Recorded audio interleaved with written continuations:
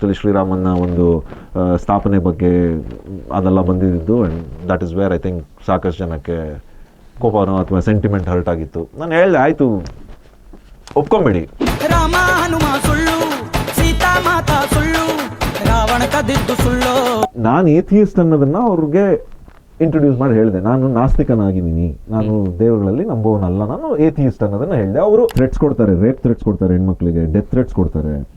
ಯಾರಿಗೆ ಆಗ್ಲಿ ಈ ತರ ಥ್ರೆಟ್ಸ್ ನ ಆಕ್ಟ್ರೆಸ್ ಕಾಮನ್ ಪೀಪಲ್ ಆಗಿರ್ಲಿ ಸರ್, ಸ್ಟೂಡೆಂಟ್ಸ್ ಇವಾಗ CJP ಪ್ರೊಟೆಸ್ಟ್ ಆದ ಸ್ಟೂಡೆಂಟ್ಸ್ ಹೆಣ್ಮಕ್ಳಿಗೆಲ್ಲ ಡಾಕ್ಸ್ ಮಾಡಿದ್ದಾರೆ ಎಷ್ಟೊಂದು ಜನ. ಅದೇ ಮಲಯಾಳಂ ಸಿನಿಮಾಗಳಲ್ಲಿ ನಾನು ನೋಡ್ತೀನಿ, ಮಮ್ಮೂಟಿ ಅವರಾಗಿರ್ಬೋದು, ಮೋಹನ್ ಲಾಲ್ ಅವರಾಗಿರ್ಬೋದು, ಸಣ್ಣ ಸಣ್ಣ ಸಿನಿಮಾಲು ಇರ್ತಾರೆ, ಬಿಗ್ ಸಿನಿಮಾನು ಮಾಡ್ತಾ ಇದಾರೆ ಅವರು. ಸೊ ನನಗೂ ಒಂದು ಆಸೆ ಇದೆ, ನಮ್ಮ ಸ್ಟಾರ್ಸು ಕೂಡ ಅಂದ್ರೆ ವರ್ಷದಲ್ಲಿ ಒಂದು ಸಣ್ಣ ಸಿನಿಮಾ ಮಾಡಿದ್ರೆ ಚೆನ್ನಾಗಿರುತ್ತಲ್ವಾ ನೋಡೋದಕ್ಕೆ. ಸೊ ಈಗ ಕನ್ನಡ ಇಂಡಸ್ಟ್ರಿಯಲ್ಲಿ ಸರ್ ಟಾಕ್ಸಿಕ್ ಬಗ್ಗೆ ಸ್ವಲ್ಪ ಟಾಕ್ಗಳು ಜಾಸ್ತಿ ಇದೆ. ಸೊ ನೀವು ಇಡೀ ವರ್ಲ್ಡ್ ಅಲ್ಲಿ ಇದೆ, ವರ್ಲ್ಡ್ ಇಲ್ದಾದ್ರು ಅಟ್ಲೀಸ್ಟ್ ನಾನು ನೋಡ್ತಾ ಇರೋ ಇಂಡಿಯಾಲಂತೂ ಖಂಡಿತವಾಗ್ಲೂ ಎಲ್ಲಾ ಸ್ಟೇಟ್ಸ್ ಅಲ್ಲೂ ಮಾತಾಡ್ತಿದ್ದಾರೆ ಸರ್. RCB 18 ಇಯರ್ಸ್ ಬೇಕಾಯ್ತು ಕಪ್ ಗೆಲ್ಲೋದಕ್ಕೆ. ಅವಾಗ ಏನ್ ಫೇಸ್ ಮಾಡ್ತಾ ಇದ್ರಿ ಕಮೆಂಟ್ರಿ ಮಾಡ್ಬೇಕಾದ್ರೆ? ಪ್ಯಾಷನ್ ಅರ್ಥ ಆಗೋದು ಪಾಪ ಫ್ಯಾನ್ಸ್. RCB ಕಪ್ ಗೆಲ್ಬೇಕು, ಈ ಸಲ ಕಪ್ ನಮ್ದೆ, ಈ ಸಲ ಕಪ್ ನಮ್ದೆ. ಎರಡು ಗೆದ್ರಿ ನೋಡಿ ಇವಾಗ ಬ್ಯಾಕ್ ಟು ಬ್ಯಾಕ್ ಹೌದು ಅಲ್ವಾ. ಅದೇ ಕೆಲವು ಸಲ ಆಗುತ್ತೆ, ಬಟ್ ಪಾಪ ಫ್ಯಾನ್ಸ್ ಪಾಯಿಂಟ್ ಆಫ್ ವ್ಯೂ ಅರ್ಥ ಆಗದ್ ನಮ್ಗೆ.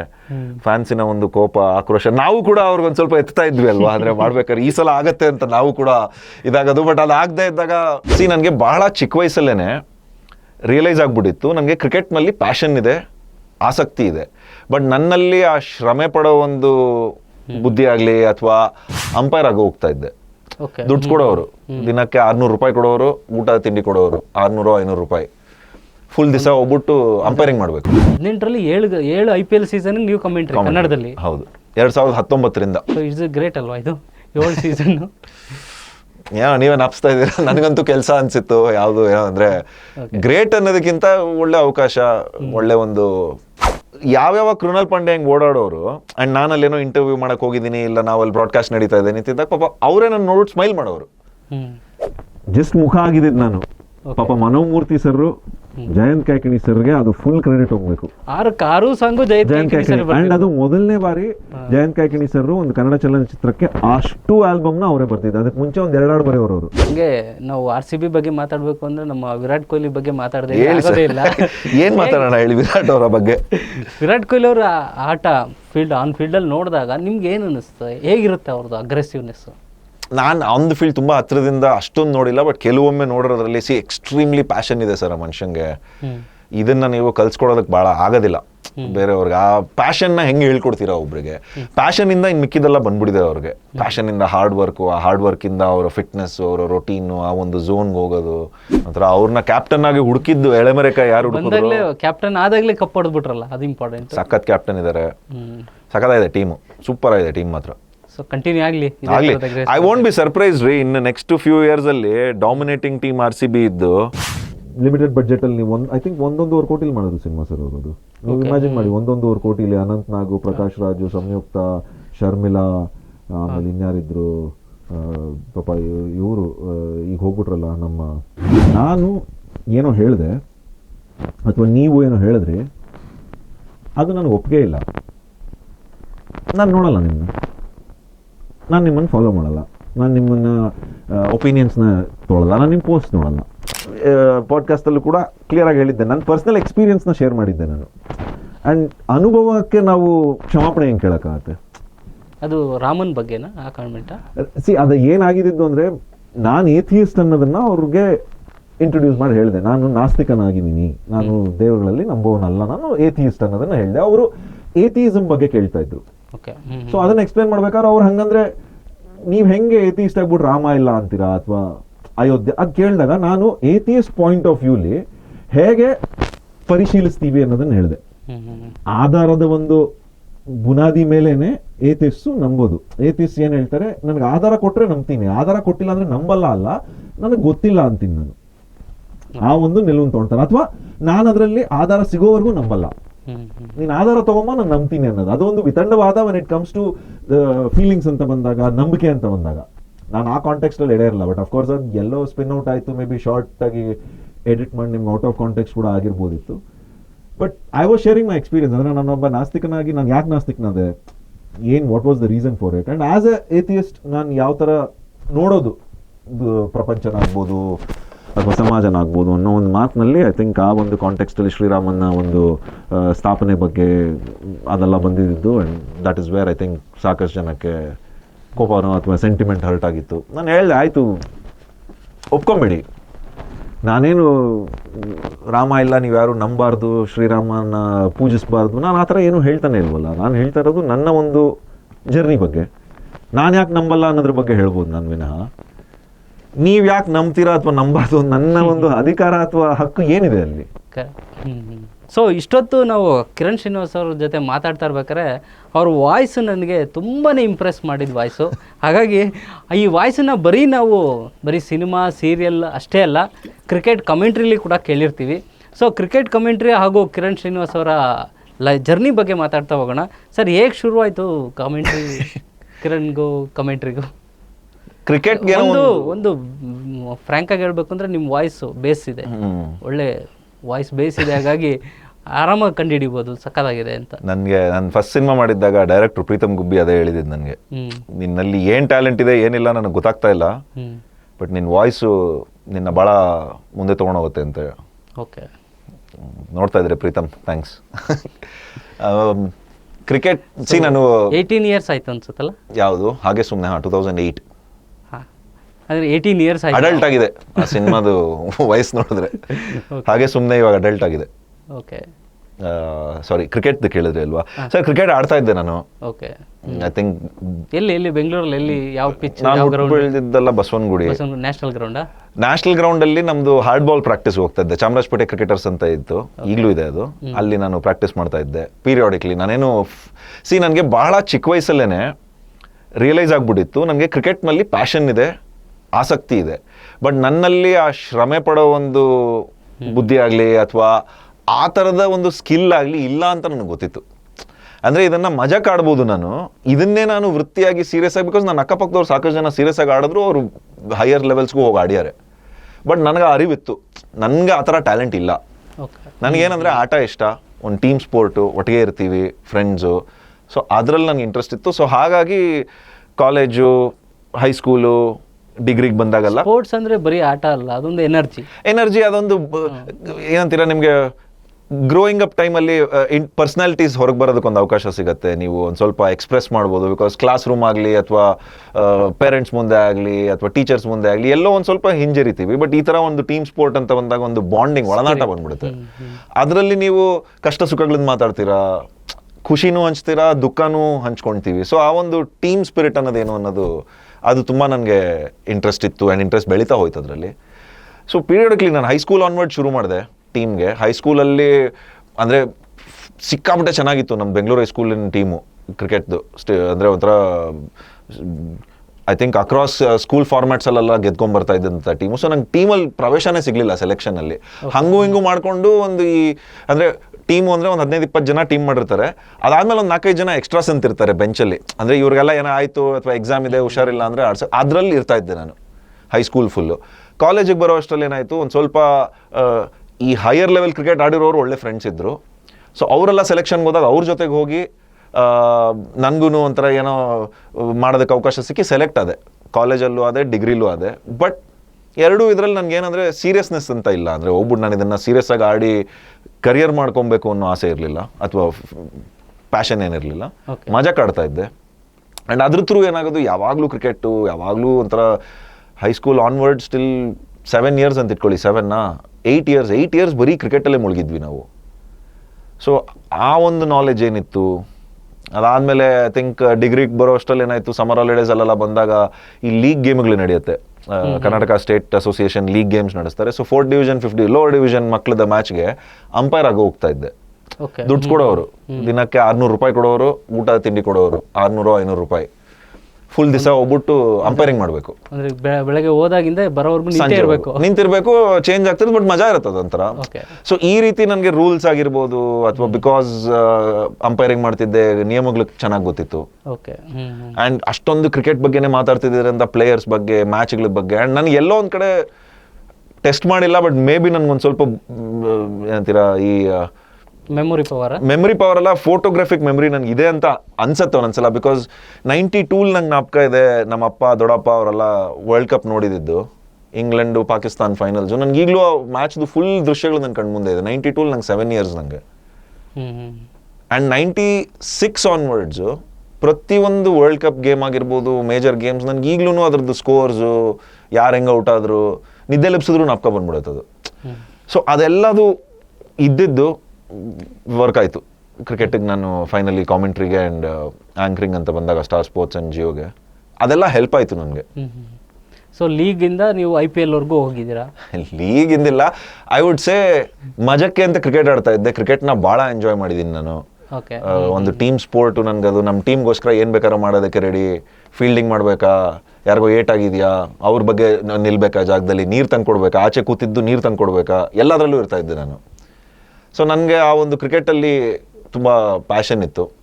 ಸೊ ಇವೆಂಚುಲಿ ಈ ಒಂದು ಅವಕಾಶ ಸಿಕ್ಕಿದಾಗ ಐ ಥಿಂಕ್ ಅವ್ರಿಗೂ ಅದು ಕಾಣಿಸ್ತು, ಓಕೆ ಇವನಿಗೆ ಇಂಟ್ರೆಸ್ಟ್ ಇದೆ, ಪ್ಯಾಷನ್ ಇದೆ, ಗೊತ್ತಿದೆ ಆಟ ಅಂತ. ಆ್ಯಂಡ್ ನನಗೂ ನ್ಯಾಚುರಲ್ ಆಗಿ ಬರೋದ್ರಿಂದ ಗೇಮ್ ಬಗ್ಗೆ ಮಾತಾಡೋದು, ಗೇಮ್ ಬಗ್ಗೆ ಡಿಸ್ಕಸ್ ಮಾಡೋದು. ಆ್ಯಂಡ್ ಅಫ್ಕೋರ್ಸ್ ಅಲ್ಲಿ ನಿಮಗೆ ಕ್ರಿಕೆಟ್ ಆಡಿರೋವಂಥ ಎಕ್ಸ್ಪರ್ಟ್ಸ್ ಸಿಗ್ತಾರೆ, ಅನುಭವ ಇರೋರು. ಸೊ ಅವ್ರ ಜೊತೆಗೆ ನನಗೊಂದು ಏನಂತೀರ ಇನ್ನೂ ಕಲ್ತ್ಕೊಳ್ಳೋದಕ್ಕೆ ಆ್ಯಂಡ್ ಮುಂದೆ ಹೋಗೋದಕ್ಕೆ ಹೆಲ್ಪ್ ಆಯಿತು. ಎಸ್. ಈಗ ಕಾಮೆಂಟ್ರಿಗಳಲ್ಲಿ, ಕ್ರಿಕೆಟ್ ಕಾಮೆಂಟ್ರಿಲಿ ಕನ್ನಡನ ಪಾಪ್ಯುಲರ್ ಆಗಿದೆ ಸ್ವಲ್ಪ ಲೇಟ್ ಆಯಿತು ಅನಿಸುತ್ತೆ.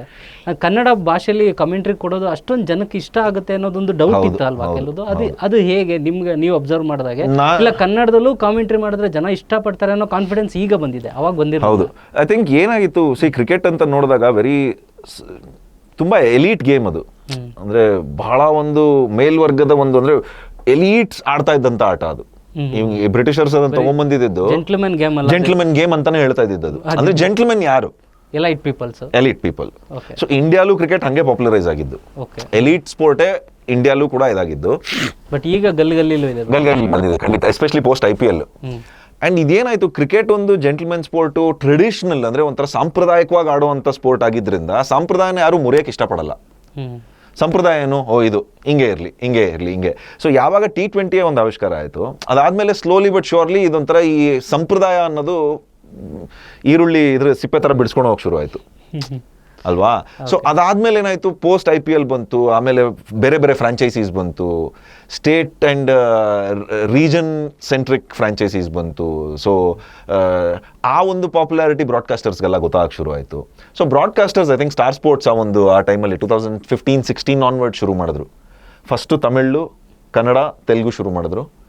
ಅಲ್ಲಿವರೆಗೂ ಕನ್ನಡ ಕಾಮೆಂಟ್ರಿನೇ ಇರ್ತಿತ್ತು, ಬಟ್ ಮೋರ್ ಟ್ರೆಡಿಷನಲಿ ಇರೋದು. ಹೇಗೆ ಒಂಥರ ರೇಡಿಯೋ ಕಾಮೆಂಟ್ರಿಲಿ ನಾವು ಕೇಳ್ತಾ ಇದ್ವಿ, ಅವರು ಅಂದರೆ ಅಗೇನ್ ಅದನ್ನು ವೆರಿ ಸಾಂಪ್ರದಾಯಿಕವಾಗಿ ಟ್ರೆಡಿಷನಲ್ ಆಗಿ ಗೇಮ್ನ ಅನಲೈಸ್ ಮಾಡ್ತಾ ಇದ್ದಿದ್ದು. ಈಗ T20 ಎಲ್ಲ ಬಂದ್ಮೇಲೆ ಕ್ಯಾಶುವಲ್ ವೇ ಆಯಿತು ಒಂದು ಸ್ವಲ್ಪ. ಅಂದರೆ ಈಗಲೂ ಗೇಮ್ ಬಗ್ಗೆ ಮಾತಾಡ್ತಾರೆ, ಬಟ್ ಒಂದು ಸ್ವಲ್ಪ ಅದ್ರದ್ದು ಲ್ಯಾಂಗ್ವೇಜಸ್ ಚೇಂಜ್ ಆಯಿತು. ಅದು ಯಾವ ರೀತಿ ನಾವು ಒಂದು ಸ್ವಲ್ಪ ಈಸ್ ಔಟ್ ಮಾಡಿದ್ವಿ. ಸೊ ಐ ಥಿಂಕ್ ಅದು ಕೂಡ ಹೆಲ್ಪ್ ಆಯಿತು. ಆ್ಯಂಡ್ ಅಗೇನ್ ಎಷ್ಟೊಂದು ಜನ ಕ್ರಿಕೆಟನ್ನು ನೋಡೋರು ಬರೀ ಬಿಕಾಸ್ ಅವ್ರಿಗೆ ಇಂಗ್ಲೀಷ್ ಬರಲ್ಲ ಅಥವಾ ಹಿಂದಿ ಬರೋದಿಲ್ಲ. ಈ ಕರ್ನಾಟಕದಲ್ಲೇ ತೊಗೊಂಡ್ರೆ ಅನೇಕರಿಗೆ ಇಂಗ್ಲೀಷು ಹಿಂದಿ ಬರೋದಿಲ್ಲ. ಅದೇನು ಬ್ಯಾರೋಮೀಟರ್ ಏನಲ್ಲ ಇಂಗ್ಲೀಷ್ ಹಿಂದಿ ಬರಬೇಕು ಅನ್ನೋದಕ್ಕೆ. ಬರ್ದೇನು ನೀವು ಜೀವನದಲ್ಲಿ ಭಾಳ ಚೆನ್ನಾಗಿರ್ಬೋದು, ಖುಷಿಯಾಗೂ ಇರ್ಬೋದು, ಅಭಿವೃದ್ಧಿ ಮಾಡ್ಕೊಂಡು ಇರ್ಬೋದು. ಬಟ್ ಅವ್ರು ಕ್ರಿಕೆಟ್ನ ಎಂಜಾಯ್ ಮಾಡಬೇಕು ಅಂದಾಗ ಅವ್ರಿಗೆ, ಕನ್ನಡದಲ್ಲಿ ರುಚಿ ಇರೋರಿಗೆ, ಕನ್ನಡ ಮಾತ್ರ ಬರೋರಿಗೆ, ಅವ್ರೆಲ್ಲೋ ಗೇಮ್ನ ಅಷ್ಟೊಂದು ಎಂಜಾಯ್ ಮಾಡೋಕ್ಕಾಗ್ತಾ ಇರಲಿಲ್ಲ ಅವ್ರಿಗೆ. ಈಗ ಅವ್ರಿಗೆ ನೋಡೋದಲ್ಲದೆ ಕೇಳಿಸ್ಕೊಬೋದು. ಸೊ ಅವ್ರಿಗೆ ಆ ಒಂದು ಆಕರ್ಷಣೆ ಹೆಚ್ಚಾಯಿತು. ಸೊ ಮುಂಚೆ ಇವಾಗ ಮೇ ಬಿ ಒಂಥರ ದಡಾನ ಸಮುದ್ರನ ಅನ್ನೋರು ಈಗೆಲ್ಲ ಬಾಗ್ರು ನೋಡೋಣ ಕ್ರಿಕೆಟ್ ಹೆಂಗಿದ್ರು ಕನ್ನಡದಲ್ಲೇ ಬರ್ತಾ ಇದೆಯಲ್ಲ ಆ್ಯಂಡ್ ಅದ್ರ ಜೊತೆಗೆ ಐ ಥಿಂಕ್ ಭಾಷೆಯ ಒಂದು ಒಲವಿರೋರು ಕೂಡ ಬರ್ತಾರಲ್ವಾ. ಅಂದರೆ ನಮ್ಮ ಭಾಷೆಯಲ್ಲಿ ನೋಡೋದ್ರಲ್ಲಿ ಏನಿದೆ ತಪ್ಪು, ನಮ್ಮ ಭಾಷೆಯಲ್ಲೇ ನೋಡೋಣ ಬಾ. And also I think credit where due. ಪಾಪ ಕನ್ನಡದ ಕಾಮೆಂಟೇಟರ್ಸ್ ಯಾರು ಇದನ್ನು ಪಾಪ್ಯುಲರೈಸ್ ಮಾಡಿದ್ದಾರೆ, ಪ್ರತಿಯೊಬ್ಬರು ಕೂಡ ಆ ಒಂದು ಅವ್ರಿಗೆ ಮೆಚ್ಚುಗೆ ಹೋಗಲೇಬೇಕು. ಬಿಕಾಸ್ ಅವ್ರು ಅದನ್ನು ಆಡ್ ಭಾಷೆಯಲ್ಲಿ ತೊಗೊಂಬಂದ್ರು. ಅಂದರೆ ಒಂದು ಪುಸ್ತಕದ ಭಾಷೆ ಯೂಸ್ ಮಾಡಲಿಲ್ಲ ಅವರು. ಇಲ್ದಾದ್ರೆ ಪುಸ್ತಕದ ಭಾಷೆ ಥರ ತೊಗೊಂಬಂದಿದ್ರೆ ಅದು ರೇಡಿಯೋ ಅಥವಾ ಒಂಥರ ಟ್ರೆಡಿಷನಲ್ ಕಾಮೆಂಟ್ರಿ ಆಗ್ಬಿಟ್ಟಿರೋದು. ಬಟ್ ಒಂದು ಬ್ಯಾಲೆನ್ಸ್ ಇಟ್ಕೊಂಡ್ರು. ಎಸ್ ಕ್ರಿಕೆಟ್ ಬಗ್ಗೆನೂ ಮಾತಾಡ್ತಾರೆ, ಬಟ್ ಅದ್ರ ಜೊತೆಗೆ ಒಂದು ಆಡ್ ಭಾಷೆಯ ಪ್ರಯೋಗ ಐ ಥಿಂಕ್ ಅವರು ಆ ಎಕ್ಸ್ಪೆರಿಮೆಂಟಲ್ಲಿ ಅವರೆಲ್ಲ ಸೇರಿ ಮಾಡಿದ್ದು ಡೆಫಿನೆಟ್ಲಿ ಬೆನಿಫಿಟ್ಸ್ ಈಗ ಗೊತ್ತಾಗ್ತಾ ಇದೆ. ಸಾಕಷ್ಟು ಜನ ಇದ್ದಾರೆ, ಕೇಳ್ತಾ ಇದ್ದಾರೆ ಈ ಭಾಷೆಯಲ್ಲಿ ಕೂಡ ಅನ್ನೋದು. ಸೊ ಕಿರಣ್ ಶ್ರೀನಿವಾಸ್ ಅವರು IPL ಕಾಮೆಂಟೇಟರಲ್ಲಿ ಎಷ್ಟು IPLಗಳಲ್ಲಿ ಕೊಟ್ಟಿರೋದು? 2019 ಮೊದಲನೇದು ಮಾಡಿದ್ದು ನಾನು. 7 ಸೀಸನ್ ನಾನು ಮಾಡಿದ್ದೀನಿ. 7 ಸೀಸನ್ IPL ಅಲ್ಲಿ? ಓಕೆ. ನಾನು ಎಷ್ಟಾಗಿದೆ? 18 ಆಗಿದೆಯಾ? 19 ಆಯ್ತು ಅನ್ಸುತ್ತೆ. 19 ಈಗ 19th. ಹೌದು. 18ರಲ್ಲಿ 7 ಮಾಡಿದ್ದೀನಿ ನಾನು. 18ರಲ್ಲಿ 7 IPL ಸೀಸನ್ ನೀವು ಕಮೆಂಟ್ರಿ ಕನ್ನಡದಲ್ಲಿ? ಹೌದು, 2019ರಿಂದ. ಸೊ ಇಟ್ಸ್ ಗ್ರೇಟ್ ಅಲ್ವಾ ಇದು? 7 ಸೀಸನ್ನು.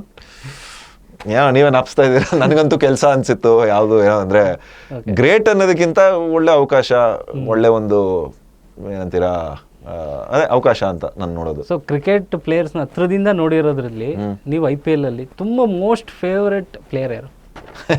ಕಿರಣ್ಗೆ ತುಂಬ ಈಸ್ ವಂಡರ್ಫುಲ್ ಅನ್ಸೋದು. ನನಗೆ ಕೃಣಾಲ್ ಪಾಂಡ್ಯ ಅವರು ಬಹಳ ಇಷ್ಟ ಆಗ್ತಾರೆ. ಯಾಕೆಂದ್ರೆ ಅವರು RCB ಮುಂಚೆನೂ ಹೇಳ್ತಾ ಇರೋದು ನಾನು, ಇದು ಅವರು RCB ಈಗ ಬಂದಿದ್ದಲ್ವಾ ಅವ್ರದ್ದು. ಆಮೇಲೆ ಹಾರ್ದಿಕ್ ಪಾಂಡ್ಯ ಅದೇನು ಗೊತ್ತಾ, ಇಬ್ರು ಅವ್ರದ್ದೇ ಸೆಪ್ರೇಟಾಗಿ ಮಾಡ್ಕೊಳ್ತಾರೆ. ಬಟ್ ಮ್ಯಾಚಿಗೆ ಮುಂಚೆ ಪ್ರಾಕ್ಟೀಸ್ ಎಲ್ಲ ಮಾಡ್ತಿರೋವಾಗ ಅವ್ರಿಗೆ ಒಬ್ಬೊಬ್ಬರಾಗೆ ಒಂದು 2-3 ರೌಂಡ್ ಹೊಡಿತಾರೆ ಅವರು ಒಳಗಡೆ. ಅಂದರೆ ಒಂದು ಸ್ವಲ್ಪ ವಾರ್ಮಪ್ ಅವ್ರದ್ದೇ ಆದ ಇದರಲ್ಲಿ.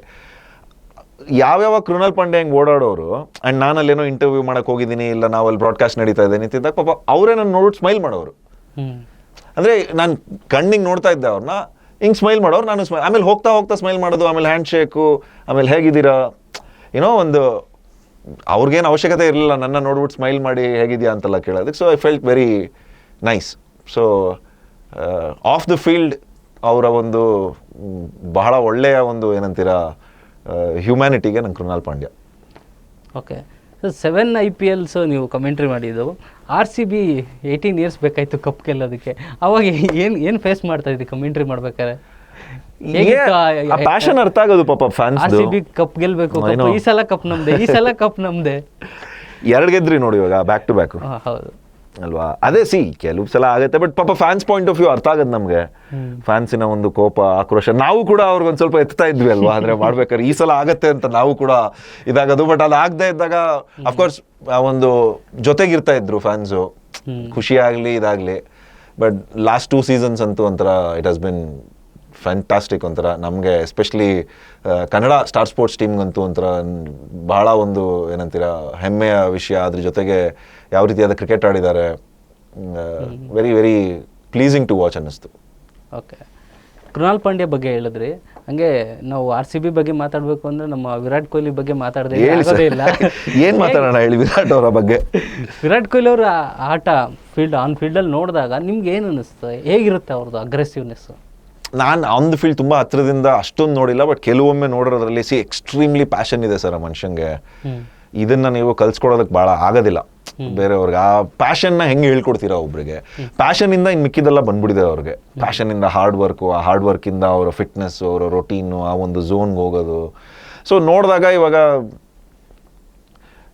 ಯಾವುದೋ ಪ್ರಾಬಬ್ಲಿ ಇತಿಹಾಸದಲ್ಲಿ ನನಗೊಂದು 60-70 ವರ್ಷ ಆಗಿರುತ್ತೆ, ಅವಾಗ ಇತಿಹಾಸದ ಸರ್ವಶ್ರೇಷ್ಠ ಅಥ್ಲೀಟ್ಸಿನ ಒಂದೇನೋ ಬುಕ್ ರಿಲೀಸ್ ಮಾಡ್ತಾರೆ, ಅದ್ರಲ್ಲಿ ವಿರಾಟ್ ಕೊಹ್ಲಿದು ಇರುತ್ತೆ. ಅವಾಗಿನ ಮಕ್ಳಿಗೆ ಪ್ರಾಬಬ್ಲಿ ಅಷ್ಟೊಂದು ಗೊತ್ತಿರೋದಿಲ್ಲ.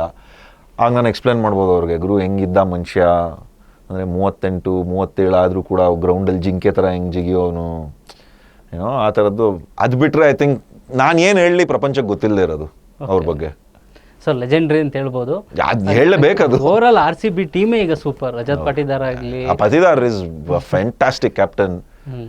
ಒಂಥರ ಅವ್ರನ್ನ ಕ್ಯಾಪ್ಟನ್ ಆಗಿ ಹುಡುಕಿದ್ದು ಎಳೆಮರೆಕ ಯಾರು ಬಂದಾಗಲೇ ಕ್ಯಾಪ್ಟನ್ ಆದಾಗಲೇ ಕಪ್ ಹೊಡೆದ್ಬಿಟ್ರಲ್ಲ, ಅದು ಇಂಪಾರ್ಟೆಂಟ್. ಸಖತ್ ಕ್ಯಾಪ್ಟನ್ ಇದ್ದಾರೆ, ಸಖತ್ತಾಗಿದೆ ಟೀಮು, ಸೂಪರ್ ಆಗಿದೆ ಟೀಮ್ ಮಾತ್ರ. ಸೊ ಕಂಟಿನ್ಯೂ ಆಗಲಿ. ಐ ವೋಂಟ್ ಬಿ ಸರ್ಪ್ರೈಸ್ ರೀ ಇನ್ನು ನೆಕ್ಸ್ಟ್ ಫ್ಯೂ ಇಯರ್ಸ್ ಅಲ್ಲಿ ಡಾಮಿನೇಟಿಂಗ್ ಟೀಮ್ RCB ಇದ್ದು. ಅಂದ್ರೆ ನಾನೇನು ಎಲ್ಲ ಗೆಲ್ತಾರೆ ಅಂತ ಹೇಳ್ತಾ ಇಲ್ಲ, ಗೆದ್ರೆ ಬಹಳ ಖುಷಿನೇ. But I would say in next ಇನ್ನೊಂದು 5 ಸೀಸನ್ ನೋಡಿದ್ರೆ 5ರಲ್ಲಿ ಒಂದು 2-3 RCB ಆದ್ರೂ ಯಾರು ಆಶ್ಚರ್ಯ ಪಡಬಾರ್ದು.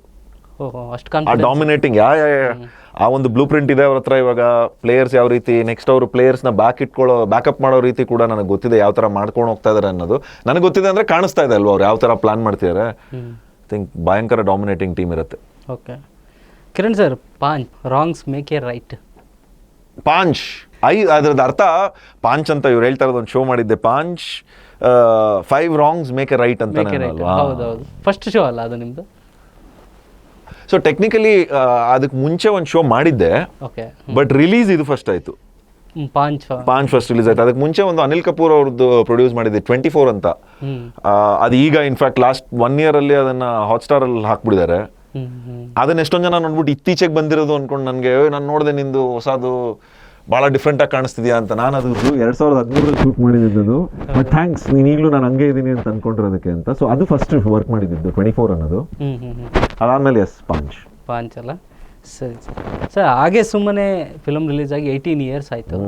ಸೊ ಆಗಿನ ಸ್ಯಾಂಡಲ್ವುಡ್ಗೂ ಈಗಿನ ಸ್ಯಾಂಡಲ್ವುಡ್ಗೂ ಹೇಗಿದೆ? ನನಗಂತೂ ಹಂಗೆ ಇದೆ. ಆಗ್ಲೂ ನನ್ಗನ್ಸಿದ್ದು ನನ್ನಲ್ಲಿ ಅಂಥ ಒಂದು ಕಲೆ ಟ್ಯಾಲೆಂಟು ಸ್ಕಿಲ್ಸ್ ಅಂತ ಏನಿಲ್ಲ ನನಗನ್ಸಿದ್ದು, ಬಟ್ ಸ್ಟಿಲ್ ಕೆಲಸ ಕೊಟ್ಟಿದ್ರು. ಈಗಲೂ ಹಂಗೆ ಅನ್ಸುತ್ತೆ, ನನ್ನಲ್ಲಿ ಅಂಥ ದೊಡ್ಡ ಕಲೆ ಸ್ಕಿಲ್ಸ್ ಏನಿಲ್ಲ, ಬಟ್ ಸ್ಟಿಲ್ ಕೆಲಸ ಕೊಡ್ತಾ ಇದ್ದಾರೆ. ಸೊ ನನಗೆ I had A great journey in the industry. ಟೈಮ್ಗೆ ಒಳ್ಳೊಳ್ಳೆ ಫಿಲ್ಮ್ ಮೇಕರ್ಸ್ ಜೊತೆಗೆ ವರ್ಕ್ ಮಾಡೋ ಅವಕಾಶ ಸಿಕ್ಕಿದೆ. ಎಷ್ಟೊಂದು ಜನರ ಜೊತೆಗೆ ರಿಲೇಷನ್ಶಿಪ್ಸ್ನ ಬೆಳೆಸ್ಕೊಳ್ಳೋದಕ್ಕೊಂದು ಅವಕಾಶ ಸಿಕ್ಕಿದೆ. ಚಿತ್ರರಂಗದಿಂದನೇ ನಾನು ಮದುವೆ ಬೇರೆ ಆಗಿದ್ದೀನಿ. So it has been everything has been great for me. Yes, ನನ್ನ most favourite songs playlist ಅಲ್ಲಿ ಈಗಲೂ ಕೂಡ ಹಾಗೆ ಸುಮ್ಮನೆ ಸಾಂಗ್ಸ್ ಇದೆ. ಎಷ್ಟೊಂದು ಜನ ಹೇಳ್ತಾರೆ ಗೊತ್ತಾ, ಬಟ್ ಅವರೆಲ್ಲರಿಗೂ ಪ್ಲೇ ಲಿಸ್ಟ್ ಇದೆ. ನಿಮಗೂ ಹೇಳ್ತೀನಿ, ಅದು ಯಾರು ಕೇಳ್ತೀರ ಎಲ್ರಿಗೂ ಜಸ್ಟ್ ಮುಖ ಆಗಿದ್ದು ನಾನು. ಪಾಪ ಮನೋಮೂರ್ತಿ ಸರ್, ಜಯಂತ್ ಕಾಯ್ಕಿಣಿ ಸರ್ಗೆ ಅದು ಫುಲ್ ಕ್ರೆಡಿಟ್ ಹೋಗ್ಬೇಕು. Car song Jayant Kaikini and ಅದು ಮೊದಲನೇ ಬಾರಿ ಜಯಂತ್ ಕಾಯ್ಕಿಣಿ ಸರ್ ಒಂದು ಕನ್ನಡ ಚಲನಚಿತ್ರಕ್ಕೆ ಅಷ್ಟು ಆಲ್ಬಮ್ನ ಅವರೇ ಬರ್ತಿದ್ದೆ. ಅದಕ್ಕೆ ಮುಂಚೆ ಒಂದ್ 2 ಹಾಡು ಬರೆಯೋರು, ಅದಾದ್ಮೇಲೆ ಬೇರೆ ಇಲ್ಲ ಅಂತ ಗೊತ್ತಿಲ್ಲ ಅದು ನಂಗೆ. ಅದೊಂದು ಸಿನಿಮಾದಲ್ಲಿ ಅವರು ಫಸ್ಟ್ ಟೈಮ್ 6 ಹಾಡು ಅವರೇ ಬರ್ತಿದ್ದು. ಅಂಡ್ ಮನೋಮೂರ್ತಿ ಸರ್ ಜಸ್ಟ್ ಅದು ಮುಂಗಾರು ಮಳೆ ಆಗಿತ್ತು, ಆಯ್ತಾ. ಸೊ ಅವ್ರಿಗೆ ಅದೊಂದು ಪರ್ಸನಲ್ ಇದು, ಅಂದ್ರೆ ಮುಂಗಾರು ಮಳೆ ನೆಕ್ಸ್ಟ್ ಏನ್ ಬರ್ತಿದೆ, ಜನರು ಒನ್ ಇಟ್ ಅಂತ. ಅಂದ್ರೆ ಅಫ್ಕೋರ್ಸ್ ಅವ್ರು ಅದಕ್ಕೆ ಮುಂಚೆಯಿಂದಾನು ಎಷ್ಟೋ ಅಮೆರಿಕ ಆಗಿರ್ಬೋದು, ಅಮೃತವರ್ಷಿಣಿ ಇರಲಿಲ್ಲ, ಐ ಥಿಂಕ್ ಅಮೆರಿಕ ಅವರೇ ಮಾಡಿದ್ದು, ನನ್ನ ಪ್ರೀತಿಯ ಹುಡುಗಿ ಅವರೇ ಮಾಡಿದ್ದು, if I am not mistaken. ಸಾಕಷ್ಟು ಸಿನಿಮಾಗಳು ಮುಂಚೆ ಮಾಡಿದ್ರು ಮನೋಮೂರ್ತಿ ಸರ್ ಕೂಡ. ಬಟ್ ಮುಂಗಾರು ಮಳೆ ಅವ್ರದ್ದೊಂದು ಅಂದ್ರೆ ಓವರ್ ನೈಟ್ ಪಾಪ್ಯುಲರೈಸ್ ಆಗ್ಬಿಡ್ತು ಆ ಆಲ್ಬಮು. ಸೊ ಹಿ ಬಿಕೇಮ್ ಒಂಥರ ಸೆನ್ಸೇಷನ್ ಮನೋಮೂರ್ತಿ ಸರ್ ಅಂತ. ಆದ್ರೆ ನೆಕ್ಸ್ಟ್ ಸಿನಿಮಾನೇ ಇದು ಬರ್ತಾ ಇದ್ದಿದ್ದು ಅವ್ರದ್ದು ಹಾಗೆ ಸುಮ್ಮನೆ. ಸೊ ಅವ್ರಿಗೂ ಒಂದು ಇದಿತ್ತು, ಅಂದ್ರೆ ಜನ ಕಾಯ್ತಾ ಇದ್ದಾರೆ ಇವಾಗ ನನಗೆ ನೆಕ್ಸ್ಟ್ ಇದಕ್ಕೆ ಅಂತ. ಸೊ ಫ್ಯಾಂಟಾಸ್ಟಿಕ್ ಆಲ್ಬಮ್, ನಂಗೆ ಈಗಲೂ ನಂಬಕ್ಕಾಗಲ್ಲ ನನಗೆ ಆ ಥರ ಆಲ್ಬಮ್ ಸಿಕ್ತು ಅನ್ನೋದು. ಸೊ ಹಾಗೆ ಸುಮ್ಮನೆ ಪ್ರೀತಮ್ ಗುಬ್ಬಿನ ಈಗಲೂ 18 ಇಯರ್ಸ್ ಬ್ಯಾಕ್ ನೆನೆಸ್ಕೊಂಡ್ರೆ ಏನು ನೆನಪಾಗುತ್ತೆ? ಅಯ್ಯೋ, ಎಷ್ಟು ಜಗಳ ಆಡ್ತಾ ಇದ್ವಿ ನಾನು ಪ್ರೀತಮ್ ಗುಬ್ಬಿ ಸೆಟ್ಟಲ್ಲಿ. ಜಗಳ ಅಂದರೆ ಒಂಥರ ಬ್ರದರ್ಸ್ ರಿಲೇಷನ್ ಇದ್ದಿದ್ದು ನಮ್ಮದು. ಐ ಥಿಂಕ್ ಫ್ಯೂ ಇಯರ್ಸ್ ನನಗೆ ಅವ್ರಿಗೆ ಡಿಫ್ರೆನ್ಸ್ ಇರೋದು. ಅವ್ರು ನನಗಿನ್ ಮೇ ಬಿ ಸ್ವಲ್ಪ ದೊಡ್ಡವರು, ಒಂದೇ ವಯಸ್ಸಿದ್ರು ಇರ್ಬೋದೇನೋ. ಸೊ ಆ ಒಂದು ಕಾಂಪಿಟೇಟಿವ್ನೆಸ್ ಇತ್ತು ನಮ್ಮಿಬ್ಬರಲ್ಲಿ.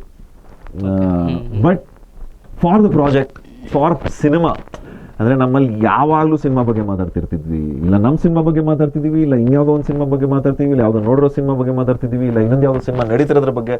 ಸೊ ಸಿನಿಮಾ ಬಿಟ್ಟು ಇನ್ನೇನು ಮಾತಾಡ್ತಾನೆ ಇರಲಿಲ್ಲ ನಾವು. ಸೊ ಆ ಒಂದು ನೆನಪುಗಳು ಈಗಲೂ ಹಾಗೆ ಇದೆ. ಪ್ರೀತಮ್ ಜೊತೆ ಕ್ರಿಕೆಟ್ ಆಡ್ತಾ ಇದ್ವಿ, ಅಂದರೆ ಒಂದು ಸ್ವಲ್ಪ ಅನ್ಮೈಂಡ್ ಆಗ್ಬಿಟ್ಟು ಇದು ಮಾಡೋದಕ್ಕೆ. ಪ್ರೀತಮ್ ಸಕಲ ಕ್ರಿಕೆಟ್ ಆಡ್ತಾರೆ, ಒಳ್ಳೆ ಕ್ರಿಕೆಟರ್ ಅವರು ಕೂಡ. ನನಗಿಂತ ಒಳ್ಳೆ ಕ್ರಿಕೆಟರು ಅಂತ ಹೇಳೋದು ಕಷ್ಟ, ಬಟ್ ಒಳ್ಳೆ ಕ್ರಿಕೆಟರ್. ನೀವು ಡೈರೆಕ್ಟರ್ ಪ್ರೀತಮ್ ಬಗ್ಗೆ ಹೇಳಿದ್ರಿ, ನಾನು ಹಾಗೆ ಸುಮ್ಮನೆಲ್ಲಿರೋ ಪ್ರೀತಮ್ ಬಗ್ಗೆ ಕೇಳಿದೆ. ನಾನು ಡೈರೆಕ್ಟರ್ ಬಗ್ಗೆ ಹೇಳ್ತಾ ಇದ್ದೆ ಇಲ್ಲಿ, ಅದನ್ನ ನೆಕ್ಸ್ಟ್ ಕೇಳ್ತಾ ಇದ್ದೆ, ಅದ್ರ ನೀವೇ ಹೇಳಿದ್ರೆ ಒಳ್ಳೇದಾಯ್ತು. ಈಗ ಹಾಗೆ ಸುಮ್ಮನೆಲ್ಲಿರೋ ಪ್ರೀತಮ್ ಬಗ್ಗೆ ಕೇಳಿದ್ದೆ. ಆ ಪ್ರೀತಮ್ಗೆ ನನಗೆ ಸಂಬಂಧವೇ ಇಲ್ಲ. ನನ್ನ ರಿಯಲ್ ಲೈಫಲ್ಲಿ ನಾನು ಆ ಥರ ಇಲ್ವೇ ಇಲ್ಲ. ಮೇ ಬಿ ಒಂಚೂರು ಸೋಂಬೇರಿತನ ಏನಿತ್ತು ಆ ಕ್ಯಾರೆಕ್ಟ್ರಲ್ಲಿ, ಅದು ನನ್ನಲ್ಲಿದೆ ಒಂದು ಸ್ವಲ್ಪ. ಅದು ಬಿಟ್ರೆ ನನ್ಗೆ ಆ ಥರ ಯಾವುದೇ ಥರದ ಹೋಲಿಕೆ ಇಲ್ಲ. ಸೊ ಹಾಗೆ ಸುಮ್ಮನೆ ಆದಮೇಲೆ ಭಾಳಷ್ಟು ಸಿನಿಮಾಗಳಲ್ಲಿ ಆ್ಯಕ್ಟ್ ಮಾಡಿದ್ದೀರಿ.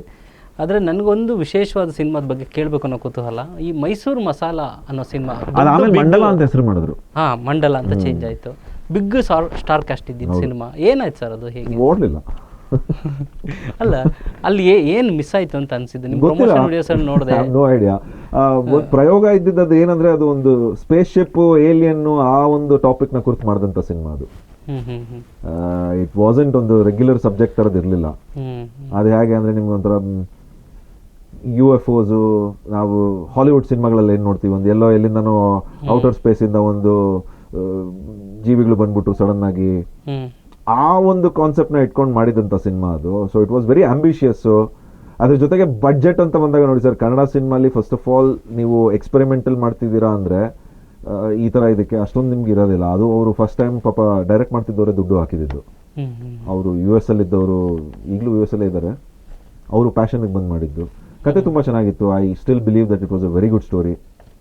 ಮೇ ಬಿ ಹಿಂತಿರುಗಿ ನೋಡಿದಾಗ ಎಕ್ಸಿಕ್ಯೂಷನ್ ಇನ್ನೊಂದು ಸ್ವಲ್ಪ, ಅಗೇನ್ ಲಿಮಿಟೆಡ್ ಬಡ್ಜೆಟ್ ಅಲ್ಲಿ ನೀವು ಐ ಥಿಂಕ್ 1.5 ಕೋಟಿಲಿ ಮಾಡಿದ್ರು ಸಿನಿಮಾ ಸರ್ ಅವರು. ನೀವು ಇಮ್ಯಾಜಿನ್ ಮಾಡಿ, 1.5 ಕೋಟಿಲಿ ಅನಂತ್ ನಾಗು, ಪ್ರಕಾಶ್ ರಾಜು, ಸಂಯುಕ್ತ, ಶರ್ಮಿಳಾ, ಆಮೇಲೆ ಇನ್ಯಾರಿದ್ರು ಪಾಪ ಇವರು ಈಗ ಹೋಗ್ಬಿಟ್ರಲ್ಲ, ನಮ್ಮ ಮಂದೀಪ್ ರೈ ಅಂತ ಆಕ್ಟರ್ ಇದ್ದಾರೆ, ಒಬ್ರು ಕಮಿಡಿ ಆಕ್ಟರ್, ಸಾಕಷ್ಟು ವರ್ಷಗಳಿಂದ ಅವ್ರ ಕಾಲದಿಂದ ಆಕ್ಟ್ ಮಾಡ್ತಾ ಇದ್ದಾರೆ ಅವರು. ದೊಡ್ಡ ಸ್ಟಾರ್ ಕಾಸ್ಟ್ ಇದ್ದು 1.5 ಕೋಟಿ 1.25 ಕೋಟಿಲಿ ಪಾಪ ಮಾಡಿದ್ದು. ಅನ್ಫಾರ್ಚುನೇಟ್, ಬಟ್ ತುಂಬಾ ಒಳ್ಳೆ ಕತೆ ಇತ್ತು. ನನಗಂತೂ ಭಾಳ ಇಂಟ್ರೆಸ್ಟ್ ಇತ್ತು. ಆ್ಯಂಡ್ ನನಗೆಲ್ಲೋ ಒಂದು ಪರ್ಸ್ನಲಿ ಅನಂತ್ ನಾಗ್ ಸರ್ ಜೊತೆಗೆ ಒಂದು ಅವಕಾಶ ಅನ್ನೋದು ಕೂಡ ಏನಂತೀರಾ ಆಕರ್ಷಕ ಆಗಿತ್ತು. ಸೊ ಈಗ ಒಂದು ಮಹಾನ್ ಸಿನಿಮಾದ ಪೋಸ್ಟರ್ ಕೂಡ ನಾನು ನೋಡಿದೆ ಸರ್, ಹೇಗಿದೆ ಸರ್ ಮಹಾನ್ cinema? Sir PC Shekhar sir ಅವ್ರ ಜೊತೆಗೆ ವರ್ಕ್ ಮಾಡಿರೋದು, ಜಸ್ಟ್ ಮುಗ್ದಿದೆ ಸಿನಿಮಾ ಎಲ್ಲ. ಭಾಳ ಖುಷಿ ಆಯಿತು. PC ಶೇಖರ್ ಸರ್ ನಾನು 2008 ಸಿನಿಮಾ ಮಾಡೋಕ್ಕೆ ಶುರು ಮಾಡಿದಾಗ ಅವ್ರು ಆಲ್ರೆಡಿ ಸಿನಿಮಾಗೆ ಬಂದ್ಬಿಟ್ಟಿದ್ರು, ಹೆಡ್ ಸ್ಟಾರ್ಟೆಡ್ ಡೈರೆಕ್ಟಿಂಗ್. ಆ್ಯಂಡ್ ಅವರು ಅವ್ರದ್ದು ಒಂದು ಬ್ಲೆಂಡ್ ಹೆಂಗಿತ್ತು ಅಂದರೆ ಕಮರ್ಷಿಯಲ್ ಸೋಷಿಯಲ್ ಎರಡೂ ಇರೋದು ಅವ್ರ ಸಿನಿಮಾದು, ಅವ್ರದ್ದು ಸ್ಪೆಷಾಲಿಟಿ ಇದ್ದಿದ್ದು ಸಿನಿಮಾಸು. ಸೊ ನನಗೆ ಭಾಳ ವರ್ಷದಿಂದ ಅವ್ರ ಜೊತೆಗೆ ಅಸೋಸಿಯೇಟ್ ಆಗಿ ಒಂದು ಯಾವ್ದಾರು ಸಿನಿಮಾ ಮಾಡಬೇಕು ಅಂತಿತ್ತು. ಬಟ್ ಎಲ್ಲೋ ಒಂದು ಕಡೆಗೆ ನನಗೆ ಆಫ್ಟರ್ ಎ ಪಾಯಿಂಟ್ ನನಗೆ ಮೇಯ್ನ್ ಆ್ಯಕ್ಟರ್ ಆಗಿ ನನಗೇನೆ ಇಂಟ್ರೆಸ್ಟ್ ಇರಲಿಲ್ಲ. ಅಂದರೆ ಮೇಯ್ನ್ ಆ್ಯಕ್ಟರ್ ಆಗಿ ಮಾಡಬೇಕು, ಸೋಲೋ ಲೀಡ್ ಆಗಿ ಮಾಡಬೇಕು ಅನ್ನೋದು ನನಗೇನಂತ ಅದು ಏನಂತೀರ ಅಟ್ರಾಕ್ಟಿವ್ ಅಂತ ಅನಿಸ್ತಾ ಇರಲಿಲ್ಲ. ನನಗೇನು ಅಂದರೆ ನನಗೊಬ್ಬ ಆ್ಯಕ್ಟರ್ ಕೆಲಸ ಏನು, ಯಾವುದೇ ಪಾತ್ರ ಇದ್ರೂ ವಯಸ್ಸಾಗಿರೋದು ಮಾಡೋದು ಚಾಲೆಂಜಿಂಗ್ ಇರುತ್ತೆ, ಅಥವಾ ನೆಗೆಟಿವ್ ಮಾಡೋದು ಇನ್ನೂ ಚಾಲೆಂಜಿಂಗ್ ಇರುತ್ತೆ, ಇಲ್ಲ ಯಾವುದೋ ಒಂದು ಹೆಣ್ಣಿಗೆ ಆ ಥರ ಇರೋವಂಥ ಪಾತ್ರ ಮಾಡೋದು, ಇಲ್ಲದೋ ಇದ್ರೆ ಟ್ರಾನ್ಸ್ಫರ್ ಅಂದರೆ ಐ ಆಮ್ ಸೇಯಿಂಗ್ ಒಬ್ಬ ನಟನಾಗಿ ನಾರ್ಮಲ್ ಅನ್ನೋದಕ್ಕಿಂತ ನನಗೆ ಸ್ಟೀರಿಯೋ ಟೈಪ್ ಮಾಡಿರೋದು. ಅಂದರೆ ಹೀರೋ ಅಂದರೆ ಹೀರೋಯಿನ್ನು, ಹೀರೋ ಸಾಂಗು ಇದು ಕೊಡ್ತಾರಲ್ಲ, ಅದ್ರಲ್ಲಿ ನನಗೆಲ್ಲೋ ಐ ಫೆಲ್ಟ್ ಲಾಸ್ಟ್ ಒಂದು ಸ್ವಲ್ಪ. ಸೊ ಶೂಟಿಂಗ್ ಎಷ್ಟಾಗಿದೆ ಸರ್? ಮುಗಿದಿದೆ, ಶೂಟಿಂಗ್ ಮುಗಿತು, ಜಸ್ಟ್ ಮುಗಿಸಿದ್ವಿ. ಅವಾಗಿಂದ ನನಗೆ PC ಶೇಖರ್ ಸರ್ ಜೊತೆ ವರ್ಕ್ ಮಾಡಬೇಕು ಅಂತಿತ್ತು. ಬಟ್ ಅವ್ರು ನನ್ಗೆ ಅನಿಸ್ತಾ ಇದ್ದಿದ್ದು ಅವರೆಲ್ಲ ನನ್ನ ಹಾಕೊಳ್ತಾರೆ ಅಂತ. ಸೊ 2 years ಬ್ಯಾಕ್, 2 years ಅಲ್ಲ 1.5 years ಬ್ಯಾಕ್ ಬಂದರು, ಮೀಟ್ ಮಾಡಿದ್ರು, ನಾನು ಫೋನ್ ಮಾಡಿ ಕತೆ ಹೇಳಿದ್ರು, ಭಾಳ ಇಷ್ಟ ಆಯಿತು. ಇನ್ಫ್ಯಾಕ್ಟ್ ಅದು ಒಂದು ಕ್ಯಾರೆಕ್ಟರ್ ಅದ್ರಲ್ಲಿ ನಾನು ಪ್ಲೇ ಮಾಡ್ತಾರೆ, ಸಪೋರ್ಟಿಂಗ್ ಕ್ಯಾರೆಕ್ಟರ್ ಅಂತ ಹೇಳ್ಬೋದು. ಬಟ್ ಭಾಳ ಚೆನ್ನಾಗಿ ಬರೆದಿದ್ರು. ಆ್ಯಂಡ್ ಅವ್ರು ಹೇಳಿದ್ದು, ಸರ್ ಇಲ್ಲ ನೀವು ಇದನ್ನು ಮಾಡಲೇಬೇಕು, ಬಿಕಾಸ್ ನಿಮ್ಮನ್ನು ಮೈನ್ಸಲ್ಲಿ ಇಟ್ಕೊಂಡು ನಾನು ಬರೆದೆ ಇದನ್ನು, ನಿಮ್ಮನ್ನು ನೋಡಿದ್ದೀನಿ, ನೀವು ಯಾವ ರೀತಿ ಮಾತಾಡ್ತೀರಾ. ಆ್ಯಂಡ್ ನನಗೂ ಯಾವುದೇ ಥರ ಮುಂಚೆ ಈ ಥರ ಅವಕಾಶ ಸಿಕ್ಕಿರಲಿಲ್ಲ ಒಂದು ಕ್ಯಾರೆಕ್ಟರ್ ಅಂತ ಬಂದಾಗ. ಬಿಕಾಸ್ ನಾರ್ಮಲಿ ಒಂದು ಕ್ಯಾರೆಕ್ಟರ್ ಅಂದರೆ ನಿಮಗೆ ಐದರ್ ಬ್ಲ್ಯಾಕ್ ಇರುತ್ತೆ ಇಲ್ಲ ವೈಟ್ ಇರುತ್ತೆ. ಇದರಲ್ಲಿ ಅದು ಚೆನ್ನಾಗಿದೆ, ಅಂದರೆ ಒಂದು ಏನು ಅಂತ ತಿಳ್ಕೊಳ್ಳೋ ಕುತೂಹಲ ಇದೆ. ಅದ್ರ ಜೊತೆಗೆ ಆ ಕ್ಯಾರೆಕ್ಟರ್ದು ಒಂದು ಯಾವ ರೀತಿ ಇವ್ರು ಅನ್ಫೋಲ್ಡ್ ಮಾಡಿದ್ದಾರೆ, ಏನೋ ರಿವೀಲ್ ಯಾವ ಥರ ಮಾಡ್ತಾರೆ ಕ್ಲೈಮ್ಯಾಕ್ಸಲ್ಲಿ, ಅದೆಲ್ಲ ತುಂಬ ಖುಷಿ ಆಯಿತು ನನಗೆ. ಸೊ ಲಕಿಲಿ ಅದೊಂದು ಕೂಡ ಪ್ರಾಜೆಕ್ಟ್. ಮಹಾನಲ್ಲಿ ಪೇರ್ ಯಾರು ಸರ್ ನಿಮಗೆ? ವರ್ಷಾ ಮೇಡಮ್ ಅಂತ. ಓಕೆ. ಅವರು ಟೆರಿಫಿಕ್ ಆಕ್ಟರ್ ಕೂಡ. ಅವರು ಕನ್ನಡದಲ್ಲಿ ತೆಲುಗುಲಿ ಎಲ್ಲ ಸಾಕಷ್ಟು ಮಾಡ್ತಾರೆ. So main role, main hero ಅದು ಯಾರು ಸರ್? ವಿಜಯ್ ಸರ್, ವಿಜಯ ರಾಘವೇಂದ್ರ ಅವರು ಇದ್ದಾರೆ. ವಿಜಯ ರಾಘವೇಂದ್ರ ಸರ್, ನಮ್ರತಾ ಗೌಡ ಅವ್ರ ಪೇರ್ ಅಲ್ವಾ? ಓಕೆ. ಸೊ ಈಗ ಕನ್ನಡ ಇಂಡಸ್ಟ್ರಿಯಲ್ಲಿ ಸರ್ ಟಾಕ್ಸಿಕ್ ಬಗ್ಗೆ ಸ್ವಲ್ಪ ಟಾಕ್ಗಳು ಜಾಸ್ತಿ ಇದೆ. ಸೊ ನೀವು ಹೇಗೆ ವರ್ಲ್ಡ್ ಅಲ್ಲಿ ಇದೆ? ವರ್ಲ್ಡ್ ಇಲ್ದಾದ್ರು ಅಟ್ಲೀಸ್ಟ್ ನಾನು ನೋಡ್ತಾ ಇರೋ ಇಂಡಿಯಾಲಂತೂ ಖಂಡಿತವಾಗ್ಲೂ ಎಲ್ಲಾ ಸ್ಟೇಟ್ಸ್ ಅಲ್ಲೂ ಮಾತಾಡ್ತಿದ್ದಾರೆ ಸರ್. ಸೆನ್ಸೇಷನ್ ಅಂತೂ ಖಂಡಿತ ಕ್ರಿಯೇಟ್. ಟ್ರೈಲರ್ ನೋಡಿದ್ರಾ? ಖಂಡಿತ ನೋಡಿದೆ. ಹೇಗಿತ್ತು? ಮೈಂಡ್ ಬ್ಲೋ ಆಗಾಯ್ತು ಒಂಥರ. ಅಂದ್ರೆ ಊಹೆ ಮಾಡ್ಕೊಳ್ಳೋದಕ್ಕೂ ಆಗದೆ ಇರೋಂಥ ಒಂದು ವಿಜುವಲ್ಸು ಆ್ಯಂಡ್ ತೋರಿಸಿರೋ ವರ್ಲ್ಡ್ ಅರ್ಥ ಆಗಲಿಲ್ಲ ನನಗೆ ಇನ್ನ. ಅಂದರೆ I think they are also ಸ್ವಲ್ಪ ಅಂದರೆ ಅಷ್ಟು ಸ್ಟೋರಿ ಬಿಟ್ಕೊಟ್ಟಿಲ್ಲ ಅಂತ ನಾನು ಅನ್ಕೊಳ್ತಾ ಇರೋದು. ಬಟ್ ಎಂಥ ಒಂದು ಗ್ರ್ಯಾಂಡ್ ಲೆವೆಲಲ್ಲಿತ್ತು, ಹೆಮ್ಮೆ ಆಗುತ್ತೆ, ಖುಷಿ ಆಗುತ್ತೆ. ಓಕೆ ಸರ್, ಮುಂಗಾರು ಮಳೆ ಆದಮೇಲೆ ಕನ್ನಡ ಇಂಡಸ್ಟ್ರಿಗೆ ಬೂಮ್ ಬಂತು. ಕಾಂತಾರ, KGF ಆದಮೇಲೆ ಒಂದು ಬೂಮ್ ಸಿಕ್ತು. ಹಾಗೆ ಈಗ ಟಾಕ್ಸಿಕ್ ಆದಮೇಲೆ ಇನ್ನೊಂದು ಬೂಮ್ ಸಿಗ್ಬೋದು ಅನ್ನೋ ಒಂದು ಕ್ಯಾಲ್ಕುಲೇಷನ್ ಇದೆ. ನಾನು ಹೋಪ್ ಮಾಡೋದೇನೆಂದರೆ ಈ ಬೂಮ್ ಸದಾ ನಡೀತಾ ಇರಬೇಕು, ವರ್ಷದಲ್ಲಿ ಒಂದು ಬಲಿಷ್ಠವಾದ ಇಂಡಸ್ಟ್ರಿ ಆಗಿ ನಾವು ಇರಬೇಕು. ನನ್ನ ಒಂದು ಪರ್ಸನಲ್ ಆಸೆ ಇರೋದೇನು ಅಂದರೆ ನಮ್ಮ ಏನಂತೀರ ಸ್ಟಾರ್ಸು ಕೂಡ ಒಂದು ಸ್ವಲ್ಪ ಜಾಸ್ತಿ ಸಿನಿಮಾಗಳು ಮಾಡಿದ್ರೆ ಖುಷಿ ಆಗುತ್ತೆ. ಐ ಮೀನ್ ಐ ಅಂಡರ್ಸ್ಟ್ಯಾಂಡ್, ಪಾಪ ಇವಾಗ ಯಶ್ ಅವರಾಗಿರ್ಬೋದು ಅಥವಾ ಸುದೀಪ್ ಸರ್ ಆಗಿರ್ಬೋದು ಅಥವಾ ಶಿವಣ್ಣ ಆಗಿರ್ಬೋದು, they are already busy. But I would like to see them more. ಅಂದರೆ ಆ ಒಂದು ಆಸೆ ಕೂಡ ಇದೆ. ಈವನ್ ಇನ್ ಸಣ್ಣ ಸಿನಿಮಾ, ಇವಾಗ ಫಾರ್ ಎಕ್ಸಾಂಪಲ್ ಉದಾಹರಣೆ ಕೊಡಬೇಕು ಅಂದರೆ ಸೂ ಫ್ರಮ್ ಸೂ ನೋಡಿದ್ರಲ್ವಾ, ಅದ್ರಲ್ಲಿ ರಾಜ್ ಅವ್ರ ಪಾತ್ರ ಮಾಡ್ಯಾರಲ್ಲ, ಅಥವಾ ಯಾವುದೋ ಒಂದು ಗೆಸ್ಟ್ ಅಪಿಯರೆನ್ಸ್ ಆ ಥರದ್ದು ನಮ್ಮ ಅಂದರೆ ಮಲಯಾಳಂ ಸಿನಿಮಾಗಳಲ್ಲಿ ನಾನು ನೋಡ್ತೀನಿ. ಮಮ್ಮೂಟಿ ಅವರಾಗಿರ್ಬೋದು, ಮೋಹನ್ ಲಾಲ್ ಅವರಾಗಿರ್ಬೋದು, ಸಣ್ಣ ಸಣ್ಣ ಸಿನಿಮಾಲು ಇರ್ತಾರೆ, ಬಿಗ್ ಸಿನಿಮಾನು ಮಾಡ್ತಾ ಇದ್ದಾರೆ ಅವರು. ಸೊ ನನಗೂ ಒಂದು ಆಸೆ ಇದೆ, ನಮ್ಮ ಸ್ಟಾರ್ಸು ಕೂಡ ಅಂದರೆ ವರ್ಷದಲ್ಲಿ ಒಂದು ಸಣ್ಣ ಸಿನಿಮಾ ಮಾಡಿದ್ರೆ ಚೆನ್ನಾಗಿರುತ್ತಲ್ವಾ ನೋಡೋದಕ್ಕೆ. ಅದು ಸಣ್ಣ ಸಿನಿಮಾ ಆದ್ರೂ ರಿಲೀಸ್ ಆಗೋದು ಗೆಲ್ಲೋದು ಮುಖ್ಯ ಅಲ್ಲ, ಗೆದ್ದೇ ಗೆಲ್ಲತ್ತಲ್ವಾ ಸರ್. ಸ್ಟಾರ್ಸು ಇವಾಗ ಫಾರ್ ಎಕ್ಸಾಂಪಲ್ 90s ಹೋದಾಗ ರವಿಚಂದ್ರನ್ ಅವ್ರ ಎಕ್ಸಾಂಪಲ್ ನಾವು ನೋಡಿದ್ರೆ, ಒಂದ್ ಕಡೆ ಶಾಂತಿಕ್ರಾಂತಿನೂ ಮಾಡ್ತೀರಿ, ಇನ್ನೊಂದ್ ಕಡೆ ರಾಮಚಾರಿನೂ ಮಾಡ್ತಿರೋದು. ಒಂದು mega blockbuster summer cinema ಅಂತ ಪಿಕ್ ಮಾಡಿ ಹೆವಿ ಬಡ್ಜೆಟ್, ಇನ್ನೊಂದೊಂದು simple cinema. What I'm saying is as a star ಅದೆರಡು ಮಾಡಿದಾಗ ನಮ್ಗೆ ಆಡಿಯನ್ಸ್ ಆಗಿ ಎರಡೂ ತರ ಸಿನಿಮಾ ನೋಡೋದು ಖುಷಿ ಆಗುತ್ತೆ. ಅಂದ್ರೆ ಒಂದು ಕಾಯ್ತೀನಿ ನಾನು ಇವಾಗ ಟಾಕ್ಸಿಕ್ ಆಗಿರ್ಬೋದು, KGF ಆಗಿರ್ಬೋದು, ಕಾದು ನೋಡುವಂತ ಸಿನಿಮಾಗಳದು. ಇನ್ನೊಂದು 4.5 years ಮಾಡಿರೋದು ಅಂದ್ರೆ ಶ್ರಮ ಕಾಣಿಸುತ್ತೆ ನಿಮ್ಗೆ ಅದರಲ್ಲಿ. ಬಟ್ ಎಲ್ಲೋ ಒಂದ್ ಕಡೆ ನನ್ಗೆ ಆಸ್ ಅನ್ ಆಡಿಯನ್ಸ್ ಅವರು ಒಂದ್ ಸಣ್ಣ ಸಿನಿಮಾ ಮಧ್ಯದಲ್ಲಿ ಒಂದು 15-20 ದಿವಸ ಕಾಲ್ ಶೀಟ್ ಕೊಟ್ಬಿಟ್ಟು ಯಾವ್ದಾರ ಒಳ್ಳೆ ಡೈರೆಕ್ಟರ್ ಜೊತೆಗೆ ಸಣ್ಣ ಸಿನಿಮಾ ಒಂದು ಅಂದ್ರೆ ಅವ್ರು ಸಣ್ಣದಾಗೆ ಮಾಡಿರ್ಬೋದು, ರಿಲೀಸ್ ಟೈಮಲ್ಲಿ ಅದು ದೊಡ್ಡದೇ ಆಗ್ಬಿಡುತ್ತಲ್ವಾ. ಇವಾಗ ಫಾರ್ ಎಕ್ಸಾಂಪಲ್ ಯಶ್ ಅವ್ರು ಇದಾರೆ, ಇಲ್ಲ ಶಿವಣ್ಣ ಇದಾರೆ, ಇಲ್ಲ ಸುದೀಪ್ ಅವ್ರು ಇದಾರೆ, ಅಥವಾ ಸ್ಟಾರ್ಸ್ ಇದಾರೆ ಅಂತ ಬಂದ ತಕ್ಷಣ ಅದು ಬಿಗ್ ರಿಲೀಸೇ ಆಗ್ಬಿಡುತ್ತೆ ಅದು. ಇವಾಗ ಮಮ್ಮೂಟಿ ಅವ್ರದ್ದು ಯಾವ್ದೋ ಒಂದು ಸಿನಿಮಾ ಬರ್ತಿದೆ, ಅಥವಾ ರಜನಿ ಅವ್ರದ್ದು ಯಾವ್ದೋ ಒಂದು ಸಿನಿಮಾ ಬರ್ತಿದೆ, ಜೈಲರ್ ಸಿನಿಮಾದಲ್ಲೇ ಶಿವಣ್ಣ ಆಕ್ಟಿಂಗ್ ಮಾಡಿದಾರಲ್ಲ, ಪೆದ್ದಿ ಸಿನಿಮಾದಲ್ಲಿ ಕೂಡ ಶಿವಣ್ಣ ಆಕ್ಟಿಂಗ್ ಮಾಡಿದ್ದಾರೆ. ಹಂಗೆ ನಂಗೂ ಜಾಸ್ತಿ ನೋಡೋದಕ್ಕೆ ಇಷ್ಟ ಅಷ್ಟೇ. ಬೇಲ್ ಅಂತ ಒಂದು ಶಿವಣ್ಣನ ಸಿನಿಮಾ ಬರ್ತಾ ಇದೆ, ಅದ್ರಲ್ಲೂ ಕೂಡ ಒಂದು ಚಿಕ್ಕ ಪಾತ್ರ ನಿಭಾಯಿಸಿದ್ದೀನಿ ಅದರಲ್ಲೂ. ಬಟ್ ಅಗೇನ್ ಆ ತರ ಸಿನಿಮಾಗಳು ನಂಗೆ ಅಂದ್ರೆ ನಮ್ಮ ಸ್ಟಾರ್ಗಳಿಂದ ನಂಗೆ ಇನ್ನೂ ನೋಡೋದಕ್ಕೆ ಖುಷಿ, ಆಸೆ ಇದೆ, ಖುಷಿನೂ ಇದೆ. ಎಸ್ ಎಸ್ ಸರ್, ಈಗ ಸೆಲೆಬ್ರಿಟೀಸ್ಗಳಂದಮೇಲೆ ಸೋಷಿಯಲ್ ಮೀಡಿಯಾದಲ್ಲಿ ಕ್ರಿಟಿಕ್ಕು, ಕಮೆಂಟ್ಸು ಎಲ್ಲ ಇರ್ತವೆ. ಈ ಸೆಲೆಬ್ರಿಟೀಸ್ಗಳಿಗೆ ಕೆಟ್ಟ ಕಮೆಂಟ್ ಮಾಡ್ತಾರಲ್ಲ, ಅವ್ರಿಗೆ ಏನು ಹೇಳೋದಕ್ಕೆ ಬಯಸ್ತೀರಿ? ಹೇಳೋದ್ರಿಂದ ಕೇಳೋದ್ರೆ ಯಾರು, ಇವಾಗ ನಾವು ಕೇಸ್ ಹಾಕ್ತಾರೆ, ಕೇಸ್ಗಳು ಬೀಳ್ತಾ ಇದೆ, ಆಗತ್ತೆ. ಐ ಮೀನ್ ಸಿ, ಇವಾಗ ಈ ಇತ್ತೀಚಿನ ಸಮಯದಲ್ಲಿ ಒಂದು ಪಾಪ್ಯುಲರೈಸ್ ಏನಾಗಿದೆ ಅಂದ್ರೆ ಸೆಂಟಿಮೆಂಟ್ ಹರ್ಟ್ ಆಗೋದು ಅಂತಾರೆ, ಭಾವನೆಗೆ ಏಟಾಗಿದೆ ಅನ್ನೋದು. ಭಾವನೆ ಅಪ್ಪ, ಅದು ಏಟಾಗತ್ತೆ, ಸರಿ ಹೋಗುತ್ತೆ. ಆ ಭಾವನೆ ಒಂದು ಸಲ ಅಂದ್ರೆ ಆ ಸೆಂಟಿಮೆಂಟ್ನ ಬಿಟ್ಬಿಡು ಆಯ್ತು. ಆ ಒಂದು ಹರ್ಟ್ ಆಗಿದೆ ಅಂತ ಅನ್ಸಿದಾಗ, ಅಥವಾ ಏನೋ ನೋಡಿದ್ವಿ, ಏನೋ ಓದಿದ್ವಿ, ನಮ್ಗೆ ಅದ್ರದ್ದು ಏನೋ ಇಷ್ಟ ಆಗಲಿಲ್ಲ, ಅಥವಾ ನಮ್ಗೆ ಕೋಪ ಬಂತು. ಫಸ್ಟ್ ಆಫ್ ಆಲ್ ಯಾಕಷ್ಟು ಕೋಪಗಳು ಮಾಡ್ಕೊಬೇಕು, ಯಾಕೆ ಅಷ್ಟೊಂದು ಆಕ್ರೋಶಕ್ಕೆ ಒಳಗಾಗಬೇಕು? ಎರಡನೇದು ಆಯ್ತು, ನಿಮ್ಗೇನೋ ನೋಡಿದ್ರಿ, ಅನ್ನಿಸ್ಬಿಡ್ತು, ಒಂದು ಕೋಪ ಬಂದ್ಬಿಡ್ತು. ಕೋಪದಲ್ಲಿ ಯಾರೇ ಆಗಿರಲಿ ಸರ್, ಅವರು ಪ್ರಪಂಚದ ಎಂಥ ಮಹಾನ್ ವ್ಯಕ್ತಿ ಆಗಿದ್ರು, ಕೋಪದಲ್ಲಿ ಅವರು ಕೂಡ ನಾನ್ ಸೆನ್ಸೇ ಮಾತಾಡೋದು. ನೀವು ಯಾರು ಒಬ್ರನ್ನ ತೋರಿಸ್ಬಿಡಿ, ಕೆಟ್ಟು ಕಾಡೋ ಕೋಪದಲ್ಲಿ ಸೆನ್ಸಾಗಿ ಮಾತಾಡ್ತಿದ್ರು ಅವರು. ನೀವು ಯಾವ ಥರ ಫುಲ್ ಕೋಪ ಇದ್ದಾಗ ಸೆನ್ಸಿಬಲ್ ಆಗಿ ಮಾತಾಡೋಕ್ಕಾಗತ್ತ? ಆಗಲ್ಲ. ಇಲ್ಲ ಕೂಗ್ತೀವಿ, ಇಲ್ಲ ಕಿರ್ಚಾಡ್ತೀವಿ, ಇಲ್ಲ ಬೈತೀವಿ. ಕೆಲವ್ರು ಏನು ಮಾಡ್ತಾರೆ, ಕೋಪದಲ್ಲಿ ಸುಮ್ಮನಾಗ್ಬಿಡ್ತಾರೆ. ಆ ಕೋಪ ಇದೆ ಅಂತ ಅವ್ರಿಗೆ ಗೊತ್ತಾಗ್ಬಿಡುತ್ತೆ. ನಾನು ಸ್ವಲ್ಪ ಆ ಥರದವ್ರು, ನನಗೆ ಕೋಪ ಬಂತು ಅಂದರೆ ಸುಮ್ಮನಾಗ್ಬಿಡ್ತೀನಿ, ನಾನು ಏನೂ ಹೇಳೋದಿಲ್ಲ. ಆ ಕೋಪನೇ ಇಟ್ಕೊಂಡು ಓಕೆ ಯಾಕೆ ಆಗ್ತಿದೆ ಫಸ್ಟ್ ನಾನು ಕೇಳ್ಕೊಳ್ತೀನಿ, ಯಾಕಾಯ್ತು ಕೋಪ ನನಗೆ, ಇದನ್ನು ನೋಡಿದೆ, ಇದರಿಂದ ಏನು ನನಗೆ ಸಮಸ್ಯೆ. ಸೊ ಒಬ್ಬೊಬ್ರದ್ದು ಒಂದೊಂದು ವಿಧಾನ ಇರುತ್ತೆ. ನಾನು ಹೇಳ್ತಿರೋದು ಕೋಪದಲ್ಲಿ ಪ್ರತಿಕ್ರಿಯೆ ಕೊಡಲೇಬೇಡಿ, ಯಾರೇ ಆಗಿದ್ದು. ಯಾಕೆಂದರೆ ಅವರು ಎಂಥ ಏನಂತೀರ ಮಹಾನ್ ವ್ಯಕ್ತಿ ಆಗಿದ್ರು ಆ ಸಂದರ್ಭದಲ್ಲಿ, ಆ ಸಮಯದಲ್ಲಿ ಅವರು ನಾನ್ ಸೆನ್ಸೇ ಮಾತಾಡೋದು. ಸೊ ಬ್ಯಾಡ್ ಕಮೆಂಟ್ಸ್ಗಳನ್ನ ನೆಗ್ಲೆಕ್ಟ್ ಮಾಡಬೇಕು ಅಂತೀರಾ? ಬ್ಯಾಡ್ ಕಮೆಂಟ್ಸ್ನ ನೆಗ್ಲೆಕ್ಟ್ ಅಲ್ಲ, ಬ್ಯಾಡ್ ಕಮೆಂಟ್ಸ್ ಯಾರಿಗೆ ಬರ್ತಾ ಇದೆ ಅವ್ರು ಖಂಡಿತವಾಗ್ಲೂ ಕ್ರಮ ತಗೊಂಡು ಕಾಲ್ ಔಟ್ ಮಾಡಿ. ನಾನು ಹೇಳೋದು, ಇವಾಗ ಯಾರು ಥ್ರೆಟ್ಸ್ ಕೊಡ್ತಾರೆ, ರೇಪ್ ಥ್ರೆಟ್ಸ್ ಕೊಡ್ತಾರೆ ಹೆಣ್ಮಕ್ಳಿಗೆ, ಡೆತ್ ಥ್ರೆಟ್ಸ್ ಕೊಡ್ತಾರೆ, ಯಾರಿಗೆ ಆಗ್ಲಿ ಈ ತರ ಥ್ರೆಟ್ಸ್ ನ ಆಕ್ಟ್ರೆಸ್ ಕಾಮನ್ ಪೀಪಲ್ ಆಗಿರ್ಲಿ ಸರ್, ಸ್ಟೂಡೆಂಟ್ಸ್, ಇವಾಗ CJP ಪ್ರೊಟೆಸ್ಟ್ ಆದ ಸ್ಟೂಡೆಂಟ್ಸ್ ಹೆಣ್ಮಕ್ಳಿಗೆಲ್ಲ ಡಾಕ್ಸ್ ಮಾಡಿದ್ದಾರೆ ಎಷ್ಟೊಂದು ಜನ. ಈ IT ಸೆಲ್ಗಳು ಅದ್ರ ಇದ್ರದ್ದು ಪ್ರಾಪಗಂಡೈಸ್ ಮಾಡೋದು. ನಾನು ಹೇಳ್ತಿರೋದು, receiving and victims ಯಾರಿದ್ದೀರಾ call out ಮಾಡಿ. ಅಂದ್ರೆ ನಿಮ್ಗೆ ಯಾರ ಕಳಿಸ್ತಾರೆ ಅಂದ್ರೆ ಅದು ಸ್ಕ್ರೀನ್ ಶಾಟ್ ತಗೊಳ್ಳಿ, ಪೋಸ್ಟ್ ಮಾಡಿ, ಅವ್ರನ್ನ ಟ್ಯಾಗ್ ಮಾಡಿ, ಸಮಾಜಕ್ಕೆ ತೋರಿಸಿ, ಅವ್ರ ಮನೆಯವ್ರಿಗೆ ತೋರಿಸಿ, ಅವ್ರು ಎಲ್ಲಿ ಕೆಲಸ ಮಾಡ್ತಿದ್ದಾರೆ ಎಲ್ಲ ಸಿಗುತ್ತೆ ಅವ್ರದ್ದು ಇನ್ಫಾರ್ಮೇಶನ್ಗಳು. ಫೇಕ್ ಅಕೌಂಟಿಂಗ್ ಮಾಡ್ತೀಯಾರ, ಬ್ಲಾಕ್ ಮಾಡಿಸಿ, ಕಂಪ್ಲೇಂಟ್ ಕೊಟ್ಬಿಟ್ಟು ಅದನ್ನ ಇದು ಮಾಡಿ. ಅವ್ರು ಇನ್ನೊಂದ್ರಲ್ಲಿ ಬಂದ್ರೆ ಮಾಡ್ಬೇಕದು. Till they learn the lesson. ನೀವು ನನಗೆ ಯಾಕೆ ಅಂತ ಹೇಳಿದ್ರೆ ಅಂತ ಕ್ರೂರಿಗಳು ಅದನ್ನ ಮುಂದುವರಿಸ್ತಾರೆ. I know it is traumatic ಪಾಪ ಹೆಣ್ಮಕ್ಳಿಗೆ ಯಾವ ಥರದ ಮೆಸೇಜಸ್ ಬರುತ್ತೆ. ಗಂಡಸರಾಗಿ ಕುತ್ಕೊಂಡು ನಾವು ಹೇಳೋದು ಹಿಂಗೆ ಮಾಡಬೇಡಿ ಹಂಗೆ ಮಾಡಬೇಡಿ ಅಂತ ಹೇಳೋದು easy, but what they go through ಪಾಪ ಎಮೋಷ್ನಲಿ, ಎಂಥ ಒಂದು ಟಾರ್ಚರ್ ಅವ್ರಿಗೆ ಆಗ್ಕೂಡ್ದು. But I would still insist, ಆದರೆ ದಯವಿಟ್ಟು ಅದನ್ನು ನೀವು ಪೋಸ್ಟ್ ಮಾಡಿ, ಪಬ್ಲಿಕ್ ಪೋಸ್ಟ್ ಮಾಡಿ, ಎಲ್ಲರಿಗೂ ತೋರಿಸಿ ಈ ಥರ ಮಾಡ್ತಿದ್ದಾರೆ, ಅವ್ರದ್ದೇ ಪ್ರೊಫೈಲಲ್ಲಿ ಮಾಡ್ತಿದ್ದಾರೆ ಅಂದರೆ, ಫೇಕ್ ಅಕೌಂಟ್ ಮಾಡ್ತಿದ್ದಾರೆ ಅಂದರೆ ಬ್ಲಾಕ್ ಮಾಡಿ, ರಿಪೋರ್ಟ್ ಮಾಡಿ. ಮಾಡೋವ್ರಿಗೆ ಬರೋದಾಯ್ತು ಅಂದರೆ ನಾನು ಹೇಳೋದು, ಒಂದು ವರ್ಗದವರು ನಾನು ಹೇಳ್ದಂಗೆ ಅವ್ರೇನೋ ನೋಡ್ತಾರೆ, ಅವ್ರು ಆಕ್ಚುಲಿ ಕೋಪ ಬಂದ್ಬಿಡುತ್ತೆ. ಅವ್ರೇನು ಉದ್ದೇಶ ಅಂದ್ರೆ ಅವರು ರೇಪ್ ಥ್ರೆಟ್ ಡೆತ್ ಥ್ರೆಟ್ ಕೊಡೋರಲ್ಲ, ಅವ್ರು ಏನೋ ಬೈದು ಹೋಗ್ತಾರೆ ಬಂದು. ಅಂದ್ರೆ ನಿಮ್ಗೆ ಬುದ್ಧಿ ಇಲ್ಲ, ಬಂದ್ಬಿಟ್ರು ನೋಡಿ, ಇವ್ರಿಗೆ ಏನು ಬುದ್ಧಿ ಇಲ್ಲದೆ ಮಾತಾಡ್ಬಿಟ್ರು, ಏನು ಗೊತ್ತಿಲ್ಲ, ಆ ಥರ ಒಂದಿಷ್ಟು ಜನ ಬೈದು ಹೋಗ್ತಾರೆ ಬಂದು. ಅವ್ರಿಗೆ ನಾನು ಅದೇ ಹೇಳೋದು, ಕೋಪದಲ್ಲಿ ಏನು ಮಾಡಬೇಡಿ, ನಿಮ್ಮ ಎಮೋಷನ್ಸ್ನ ಕಂಟ್ರೋಲ್ ಇಟ್ಕೊಂಡು ನಿಮ್ಗೆ ಅದ್ರಲ್ಲಿ ಏನು ಪ್ರಾಬ್ಲಮ್ ಇದೆ ಆರ್ಟಿಕ್ಯುಲೇಟ್ ಮಾಡಿ ಅದನ್ನ. ಅಂದ್ರೆ ಒಂದು ಸಭ್ಯ ಭಾಷೆಯಲ್ಲಿ ಬರೆದು ಹೇಳಿ. ಹೌದೌದು, ನೀವು ಹೇಳಿದ್ದು ತುಂಬಾ ಒಳ್ಳೇದು, ಖಂಡಿತ ಹೇಳಿ. ಇವಾಗ ನಾನೇನೆ ಫಾರ್ ಎಕ್ಸಾಂಪಲ್ ರೀಸೆಂಟ್ ಆಗಿ ಯಾವುದೋ ಒಂದು ಪಾಡ್ಕಾಸ್ಟ್ ಅಲ್ಲಿ ಮಾತಾಡಿದ್ದೆ, ಅದಕ್ಕೆ ಎಷ್ಟೊಂದು ಜನ ಕೋಪ ಬಂದ್ಬಿಡ್ತು ನನ್ನ ಮೇಲೆ.